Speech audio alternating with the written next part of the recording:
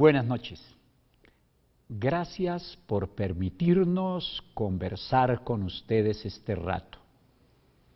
Hay fechas, acontecimientos de la vida de los pueblos, de las naciones, de los estados que no pueden y no deben pasar inadvertidas y que se deben aprovechar para pensar en las instituciones, en aquellos organismos del Estado que han contribuido a que se busque tan la necesaria justicia en la vida de los pueblos. Pues bien, digo eso porque este 10 de septiembre el Consejo de Estado cumple 100 años y para conversar sobre ese hecho, sobre lo que ha representado, sobre lo que representa el Consejo de Estado, nuestro invitado es justamente un consejero de Estado, el doctor Germán Bula. Doctor Bula, bienvenido a mi programa.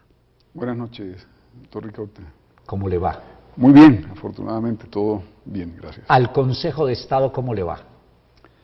Bien, yo creo que ya en la cercanía del 10 de septiembre es interesante revisar el hecho mismo de que esta institución haya servido durante 100 años ininterrumpidos desde 1914 de una manera, digamos, serena y consistente sus dos funciones, la función consultiva, que es como de aconsejamiento al Estado, de consejo al Estado, y la función jurisdiccional. El Consejo de Estado había existido ya desde 1817, en realidad es una institución que, como la Corte Suprema de Justicia, en el fondo es cuasi bicentenaria. Pero en el año 5, una de estas pocas dictaduras que por fortuna ha habido en la historia de nuestro país, suspendió la existencia del Consejo de Estado y en el año 14, mediante acto legislativo, el Congreso de la República restableció el Consejo de Estado. Por eso decimos que se celebran 100 años de funciones ininterrumpidas,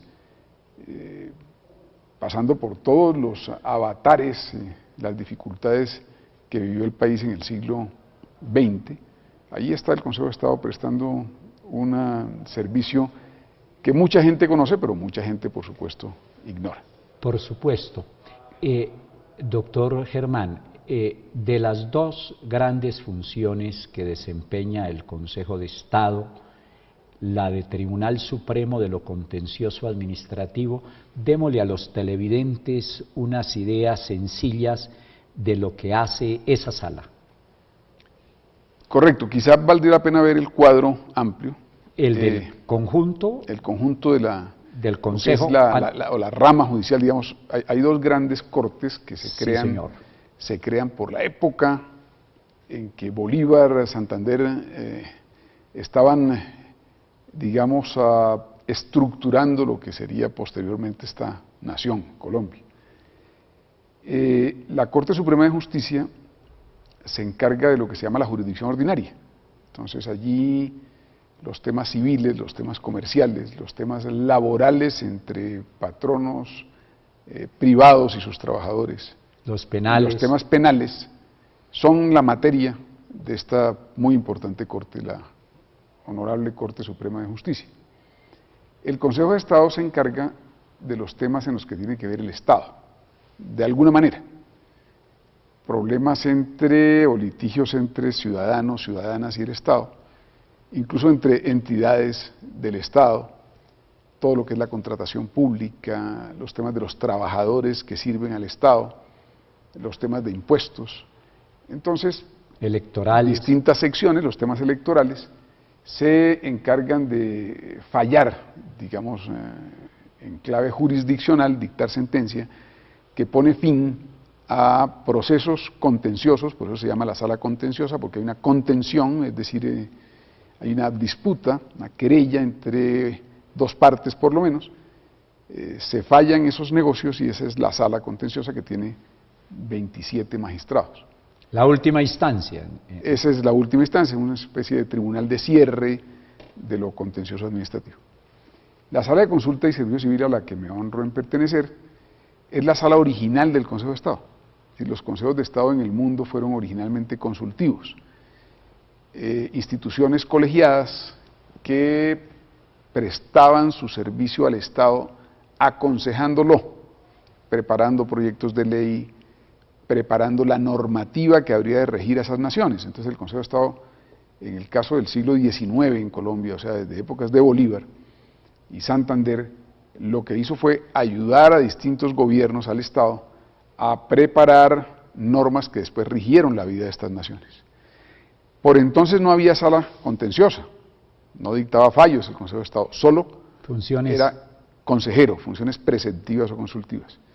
Desde 1914, cuando se restablece el Consejo de Estado, no solo se restablece la función consultiva, sino que la función contenciosa que había aparecido un año antes, en 1913, en tribunales de tipo regional, Cartagena, Bogotá, etcétera, esos tribunales se recogen, digamos, como un segundo nivel de lo que es el Consejo de Estado, y el Consejo de Estado encabeza entonces como tribunal de cierre la jurisdicción contencioso administrativa. Entonces, la función consultiva implica preparar proyectos de ley, asesorar al gobierno en codificaciones, resolver consultas, que es la tarea, digamos, más frecuente del Consejo de Estado. Los ministros y jefes de departamento administrativo consultan cómo se debe aplicar esta ley, cómo se debe interpretar este decreto, etcétera, y el Consejo de Estado, la sala a la que pertenezco, genera, digamos, lo que se llamaría un concepto, que es un concepto reservado, que el gobierno publica o no publica, por lo menos durante 6 meses es reservado. Sí.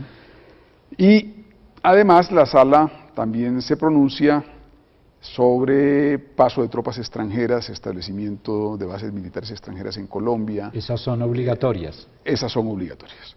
Los conceptos son, digamos, no son de obligatorio acatamiento por parte del gobierno, y eso es muy interesante porque hace que los conceptos de la sala tengan que ser defendidos por su propio peso. Es decir, la sala no trabaja con la potestas, no tiene el poder de obligar al gobierno, sino con la autoritas.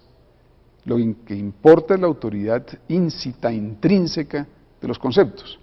Entonces, el alto porcentaje de conceptos que son acatados por el gobierno es una muestra de, digamos, la calidad que el gobierno puede observar en el trabajo de la sala. En el caso de la sala contenciosa, por supuesto que fallo es fallo, es decir, la sala contenciosa falla y sus fallos son obligatorios, porque son sentencias de la justicia colombiana, por supuesto hacen tránsito a cosa juzgada, etcétera, como cualquier sentencia de cualquier juez. Pero ordinario. Pero solo en los casos, por ejemplo, de una vía de hecho, pueden ser tutelables esos fallos. Claro, a los fallos del Consejo de Estado siempre se discutió si podían ser tutelables. Hoy en día, y desde hace unas 3 semanas largas, una providencia cuyo ponente fue el consejero de Estado Jorge Octavio Ramírez, en relación con una firma privada y unos temas que tenían que ver con el Estado, que involucraban a una firma privada, la sala contenciosa, la sala plena contenciosa, es decir, la sala que conforman las 5 secciones jurisdiccionales, tomó una decisión que implica que el Consejo de Estado acepta que sus propios fallos son tutelables, ¿verdad? Bajo, por supuesto, determinadas circunstancias. La tutela tiene un reglamento muy preciso, una regulación muy precisa, que en veces se desconoce, ¿no? Como se ha visto en los últimos tiempos, pero ciñéndose a lo que es la prístina concepción de la tutela en términos constitucionales, el fallo de la Sala Plena Contenciosa puso de presente ya como digamos, unificación jurisprudencial en cierto sentido, que el Consejo de Estado va a reconocer de manera más pacífica que sus fallos son tutelables bajo determinadas circunstancias. Muy bien, tenemos que hacer una pausa, pero después de ella, para darle una idea más completa a nuestros televidentes en este sentido por parte del honorable consejero de Estado, el doctor Germán Bula, estaré preguntándole un poquito acerca de lo que es el Consejo de Estado, los tribunales administrativos y los jueces administrativos, para que en esa jurisdicción de la que es cabeza el Consejo de Estado, tengan ustedes y repasen otros esta visión integral de esta institución vital en la vida del país. Ya regresamos a Mesa de Opinión.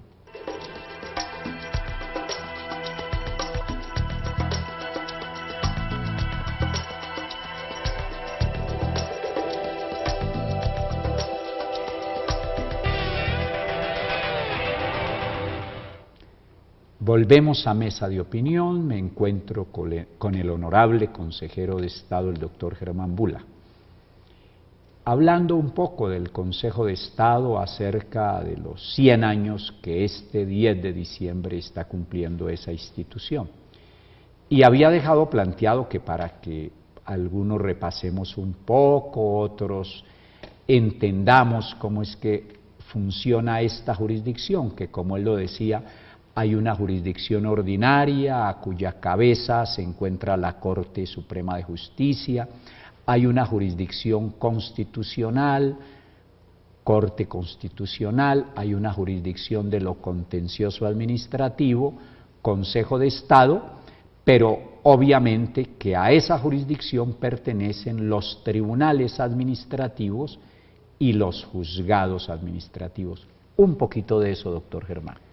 Gracias. Yo quisiera devolverme un poco sí, señor, para señalar que la figura Consejo de Estado, que tiene a su cargo funciones consultivas y funciones jurisdiccionales, es única en América Latina, en el caso colombiano.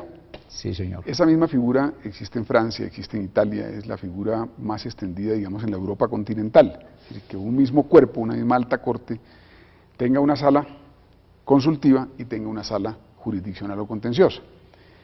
En el caso español, por ejemplo, el Consejo de Estado, que hace la función consultiva, es un ente separado del propio de la alta corte, que resuelve al mismo tiempo ordinarios y administrativos. Sí. Es decir, es como si en España nuestra sala, la sala de consulta, fuera un ente aparte y la sala contenciosa estuviera, digamos, adosada, fuera parte de la Corte Suprema de Justicia. Es decir, hay distintos arreglos institucionales y el colombiano es, digamos, muy citado en el mundo del derecho internacional porque ha logrado durante 100 años mantener las dos funciones dentro del mismo cuerpo de manera, digamos, virtuosa. La sala contenciosa presta una contribución a la democracia muy importante, que tiene que ver con el límite al ejercicio del poder. Es decir, así como la Corte Constitucional hace control de constitucionalidad que implica que incluso actos legislativos, como el que una forma de disciplina que fuera vertical desde las Cortes hacia los tribunales hacia los jueces, etc. En la fallida reforma que usted conoce, que fue finalmente archivada de alguna manera, también contemplaba cambios en esa materia. Los documentos que se han dado a conocer de distintos centros de pensamiento, todos tocan el tema, y lo tocan primero, lo que es bastante común a todos es escindiendo lo administrativo de lo disciplinario, dándole a la función disciplinaria un acotamiento muy claro, es decir, dedíquense a lo disciplinario pero no a resolver tutelas, etcétera, es decir, no son otra alta corte de cierre, ¿no? Porque con 3 parecería suficiente, con la constitucional, la de la justicia ordinaria y la de la jurisdicción contenciosa administrativa, una cuarta no parecería tener sentido. Pero bueno, ese es un tema constitucional, habría otro tema en el que no opinamos, que es el tema de edades, requisitos y duraciones de periodo. Y aquí un tercer tema que acaba de tocar usted, Ricaurte, es el tema de la elección de altos dignatarios. Entonces fíjese que unos tienen que ver directamente con la administración de la justicia, otros tienen que ver con la calidad de los operadores judiciales, en este caso en las altas cortes, otros tienen que ver con un asunto distinto que es el equilibrio de poderes del Estado. Y hay reformas que se hacen por ley. Hablábamos, usted y yo, Ricaurte, antes de este programa, del papel, por ejemplo, de la ley 1437, del nuevo Código de Procedimiento Administrativo y de lo Contencioso Administrativo, que es una verdadera reforma a la justicia, que está apenas empezando a producir sus frutos en la relación entre el ciudadano y la administración. Esto no necesita reforma constitucional, es una ley, sencillamente. Claro. Pero es una ley que trae de la mano la unificación de jurisprudencia, la extensión de jurisprudencia, los derechos y deberes de los ciudadanos y de la administración en su mutua relación, y una pretensión de que las autoridades del Estado resuelvan en lo posible la mayor cantidad de cuestiones en sede administrativa y no que sencillamente en la administración se generen los problemas que después congestionan al aparato judicial. No sé si soy claro en eso, pero si la mayoría de los casos que llegan al contencioso son el producto de la desidia o de no aplicar la ley de parte de funcionarios de la administración, pues uno podría sencillamente relocalizar los centros de decisión. Es decir, el funcionario tiene que tomar decisiones, tiene que tomarlas de acuerdo con la jurisprudencia existente, y en ese sentido, cuando yo llego a las Cortes, llego de manera residual. Es que uno no llega a las Cortes todos los días. La mayor parte de los problemas de la gente los resuelve la gente misma. Yo tengo una pequeña idea, tesis que quiero digamos, estrenar aquí, que es muy sencilla. Hablan de los métodos alternativos de solución de conflictos. Pero después del comercial. Después de la última muy pequeña pausa, antes de que se nos acabe el tiempo, es Germán Bula Escobar, magistrado del Consejo de Estado. Sí, ya regresamos aquí a Mesa de Opinión, a su última parte.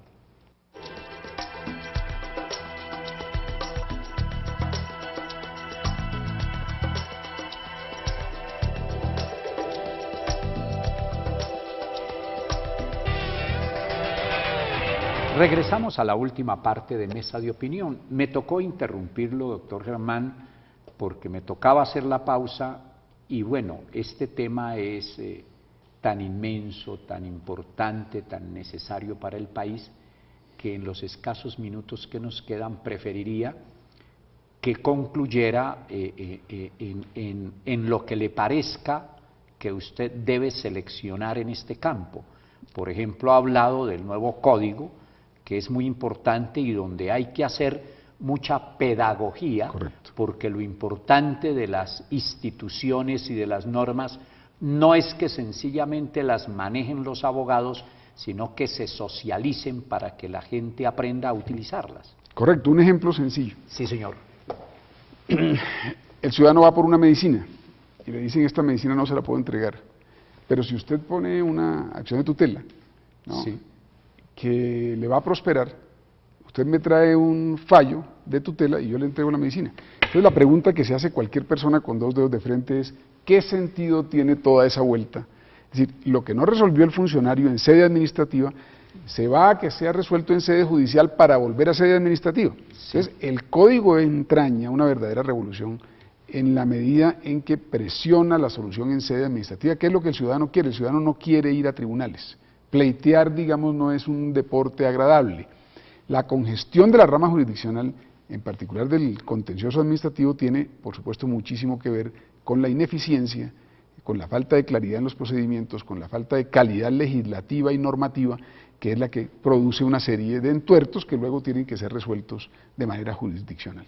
De manera que ahí hay un instrumento muy importante, la unificación de jurisprudencia, la extensión de jurisprudencia, la relación entre el ciudadano y la administración, ¿no? Cómo se completaron los principios del decreto 0184 del antiguo Código Contencioso Administrativo.